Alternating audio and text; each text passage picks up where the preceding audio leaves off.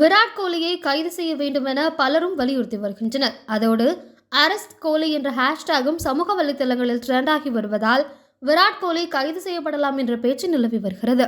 ஐபிஎல்லின் 18 வருட வரலாற்றில் முதன்முறையாக ஆர்சிபி அணி கோப்பையை வென்றது. இதனை கொண்டாட நினைத்து பெங்களூரு சின்னசாமி மைதானத்தில் ஏற்பாடு செய்யப்பட்ட நிகழ்ச்சியில் லட்சக்கணக்கான ரசிகர்கள் குவிந்ததால் 11 பேர் கூட்ட நெரிசலில் சிக்கி உயிரிழந்த விவகாரம் தற்போது பூதாகரமாகியுள்ளது. காவல்துறையை மீறி பேரணி அறிவிப்பை வெளியிட்ட ஆர்சிபி நிர்வாகத்தின் மீது வழக்கு பதிவு செய்து விசாரணை நடத்தப்பட்டது. பின்பு ஆர்சிபி வெற்றி நிகழ்ச்சியை ஏற்பாடு செய்திருந்த நிறுவனத்தை சேர்ந்தவர்களையும் தற்போது போலீசார் கைது செய்திருக்கிறார்கள். கர்நாடக போலீசார் அனுமதி மறுத்தும் இந்த நிகழ்ச்சியை நடத்தியதே அசம்பாவிதத்திற்கு காரணம் என சொல்லப்படுகிறது. விராட் கோலியை ரசிகர்கள் பார்க்க வந்ததால் தான் இப்படியான அசம்பாவிதம் அரங்கேறியது. எனவே இந்த விவகாரத்தில் விராட் கோலியை கைது செய்ய வேண்டும் என பலரும் வலியுறுத்தி வருகின்றனர். அதோடு அரெஸ்ட் கோலி என்ற ஹேஷ்டேகும் சமூக வலைதளங்களில் ட்ரெண்ட் ஆகி வருகிறது. அதிக கூட்டம் கூடியதை கருத்தில் கொண்டு ஏற்பாடு செய்த நிகழ்ச்சியை அவர்கள் ரத்து செய்திருக்க வேண்டும். ஆனால் வீரர்கள் அதை பற்றி கொஞ்சமும் கூட யோசிக்காமல் கொண்டாட்டத்தில் ஈடுபட்டதுதான் 11 பேர் உயிரிழந்ததற்கு காரணம் என ரசிகர்கள் குற்றம் சாட்டி வருகின்றனர்.